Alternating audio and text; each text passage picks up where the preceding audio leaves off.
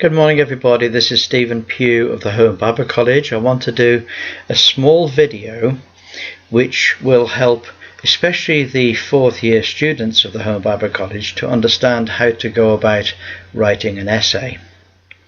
So this little talk could be called Writing an Essay for the Home Bible College.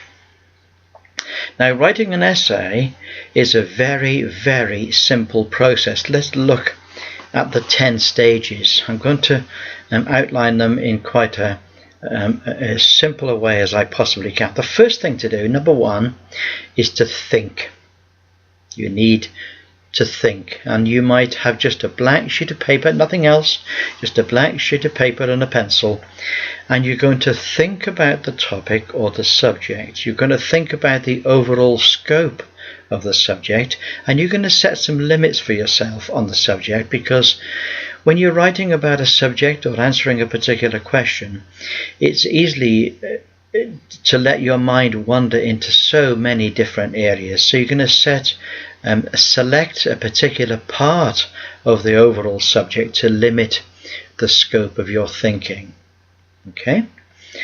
And for example, let's give you an example. Let's suppose the subject was church history. You know, that's one of the subjects for the month of the Home Bible College. You might then restrict your thinking to, say, the development of the scriptures during the whole of church history. Or you might say, well, I'm going to focus on the historical characters that have popped up during church history. You might, for example, focus upon a particular time in church history. You might talk about the 10th century. You might talk about the 16th century. See what I mean? So you can't do an essay that includes everything. So you have to decide on how you're going to restrict yourself to something that's a manageable amount. You might, for example, focus on the geographical development of the church. See that? Or you might focus on the theological development in a particular thing. Or you might focus on just one aspect of the theological development. You might, for example, focus on the subject of baptism in church history, or the Lord's Supper in church history. There's so many ways in which we can look at a massive subject like that. But what we've done is, in the Home Bible College, we've given the subject almost invariably is a big subject like church history. The reason for that is because it then gives tremendous scope for the students to find something about the subject where there is lots of freedom to be able to look for stuff that's interesting to them. Now, there's hundreds of ways, for example, of looking at church history. So the first thing then is to think, what is it that you'd like to do? And some of you may discover that you're not sure what you'd like to do. And so what you might do at that stage is you might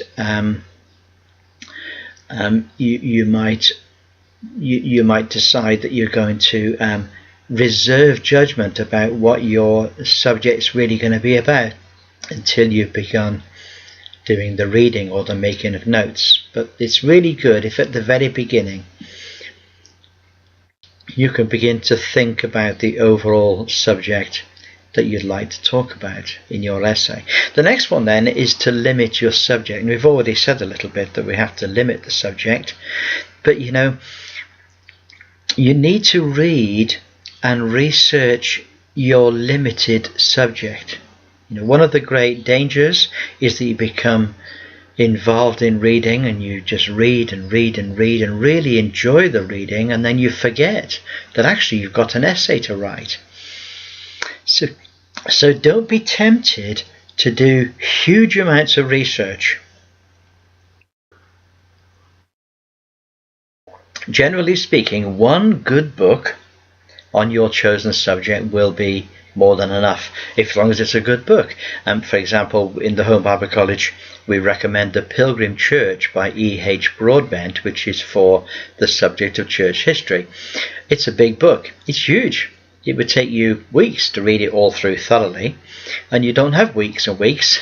So what we need to do then is to read through it.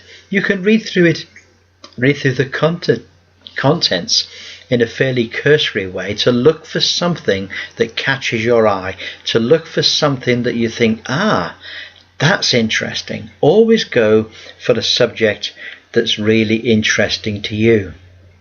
Now the next thing you need to do, so that's the first two subjects. The first one is to think, and the second one is to limit your subject. The third thing then is to make notes and quotes. So you're going to be reading. That's good. But you need to keep notes of what you're reading. Now we recommend post-it notes. You all know what a post-it note is. It's these little coloured slips that have a bit of sticky on the back.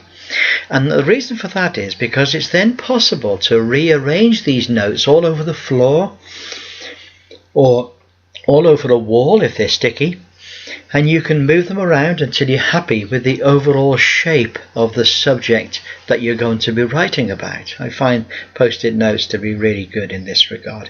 If you're going to quote an author, which you probably will, then make a note of the book, the name, the page, and the publisher. Okay? Now, it's very important, exceptionally important. If you discover a point that's really great, then quote it. But that's perfectly okay, as long as you give credit to where the original thought came from. That's very important. Giving other people's thoughts without indicating that that is actually somebody else's thinking is considered to be a very bad thing. Indeed, in fact, it can actually cause an essay to be rejected completely. Now, we follow the Harvard system of referencing with the Home Bible College. So if you need to know what that's all about, just type into Google Harvard system of referencing. Very simple thing. It's just a particular order in which you put the reference of the thought that you have, or the quotation that you have included. Now the next point, number 4, is this. You need to decide what's going to be your main point. The next thing to decide is, what is going to be the answer to the question that you've been set, or what is the main point that you feel in your heart that you want to convey. And you need to think about this and write down one sentence which summarizes exactly what you feel is your individual point. What is the point that you want to make in all of the stuff that you've found fascinating? What's the point that you want to make? What is it that you want to say? Think about what is your opinion about all that you have found out. Okay, what's the conclusion that you have come to? Okay, what is your main point? Number 5, outline your paragraph. So now that you've found out exactly where the finishing line is going to be, that is your main point, now you can decide how you're going to run the race that will finally end up at your finishing line. In deciding where you want to arrive, you might think of a simple outline for each of your 3, 4 or 5 paragraphs. It doesn't matter how many paragraphs you've got. There's no great virtue in doing lots of paragraphs. If you can do the whole essay in 3 paragraphs, that's absolutely fine. In fact, if anything, 3 is very, very often enough in an essay.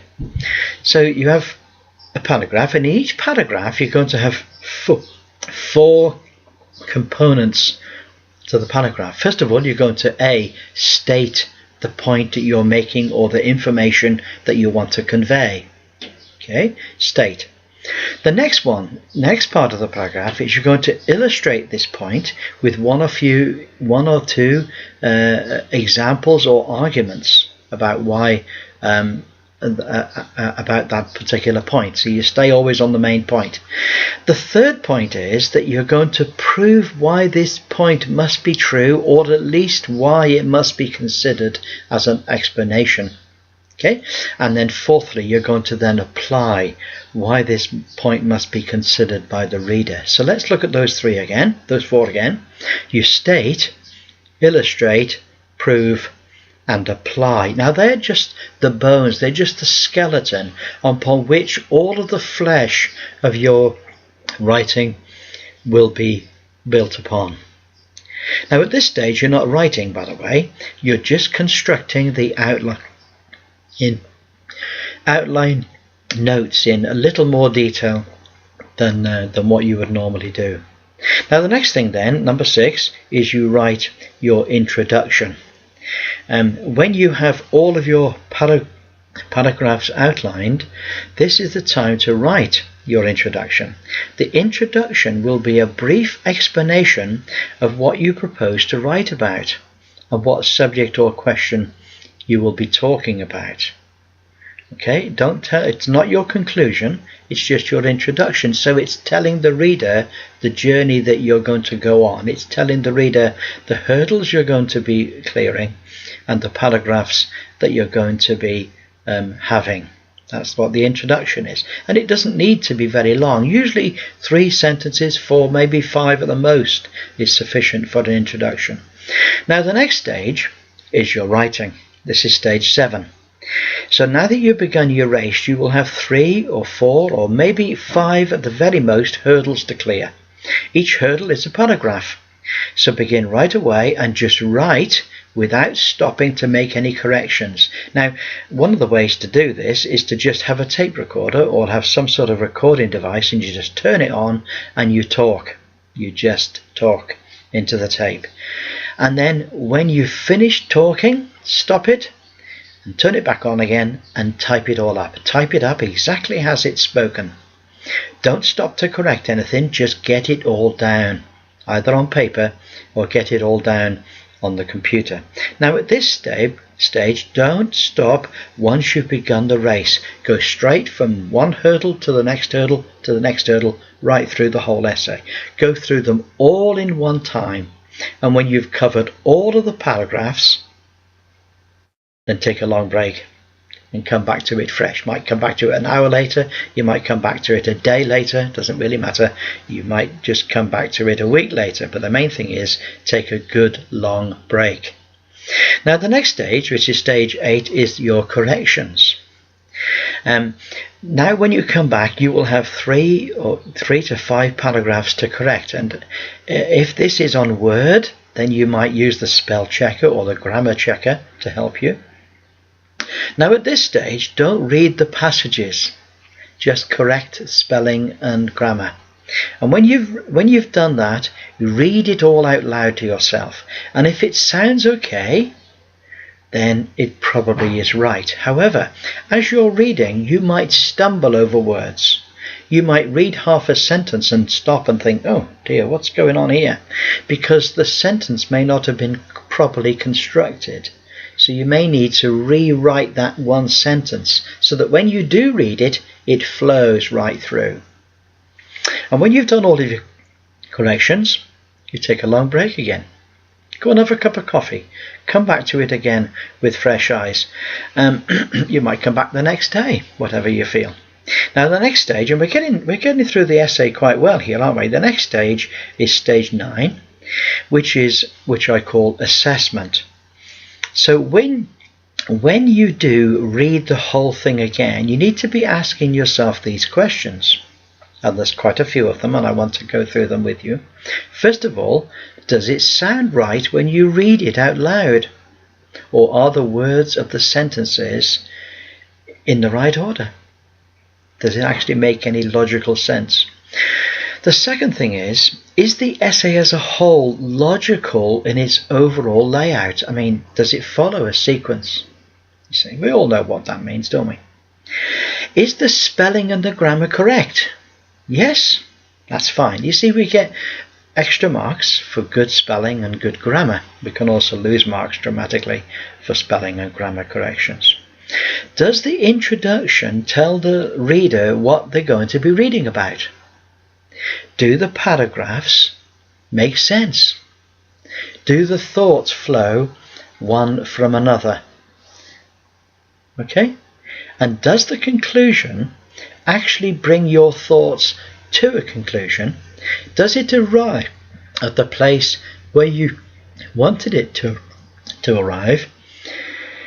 In other words, do you think that you've been able to make your point, your main point? And we started right at the very beginning on deciding what's going to be your main point. It's one of these interesting things that very often we think what we know the main point's going to be, and then as we go through the essay we discover, no, that wasn't the main point. It was some other point that was the main point. That's okay. Well, then you need to rewrite your conclusion so that you do make the point that you want to make. And then you take a long break again, and this will enable you to come back to it completely fresh. At this stage you might give it to a friend or to a colleague that they might, or to a spouse, that they might read it through and just make any suggestions or corrections. The last stage is final checking, and you need to check for 3 points. Does it read okay? Is it laid out okay? And is it presented okay? 3 points. Does it read okay? Is it laid out okay? Is it presented okay? Now, what we mean by presented, is it put down onto the paper in a way that looks good? You see, presentation is a key point about writing an essay. So presentation is important. And the last thing, submit your essay. Now look forward to the corrections that your teacher will give, because these corrections will help you next time to improve your writing ability. Now, writing ability for essays is not just about how good you write. Funnily enough, your writing ability is how clearly you think. Got it? You see, writing an essay is not an exercise on how you can communicate specifically. It is that, but it's more than that. It's about how well you can communicate your thoughts and how you can communicate them on paper. Now you may say, wow, Steve, that's a lot. That's an awful lot to remember. You don't have to remember it all. We've put up some notes on the files in the Home Barber College to enable you to see what these points are. There are only 10 of them. It's just 10 stages, and you just follow the stages one by one. But on each stage you need to give yourself enough time. Now, a typical essay for the Home Barber College lasts 30 days, and there are 10 stages. Some of these stages can be quite brief. Some of these stages can be just half an hour, maybe a quarter of an hour.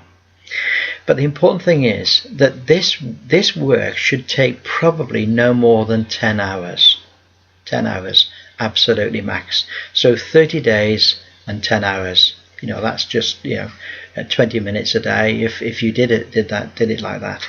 It's not a huge amount of work. It's not designed to be a huge amount of work. But what you will need to do is you will need to set out a plan for yourself to enable you to complete on time. You see, submitting an essay on time is also another key feature. Every university, every college has a time limit for essays. Now, if you're really poorly or if you're really behind, don't worry. We're not going to discipline you for being late. But it's just that this is a discipline, and producing something on time is part of the discipline of doing an essay. So that's an important feature. It's a shame, you see, to have a really, really good essay submitted and then find that because it was submitted late, then it lost marks just because of its timing. So there we are. There's the 10 points. Shall I read them to you again? The first point is think. Think about what you're going to do. Limit the subject. Make your notes and quotes. Do the reading that you need to do. Figure out what is going to be your main point and outline your paragraphs. Next, write your introduction. And then when that's done, get stuck in and do the writing. Then make some corrections and then assess what you've done. And lastly, do the final checking. And I will look forward very much to reading your essays. God bless you all, and have a wonderful day. Bye for now.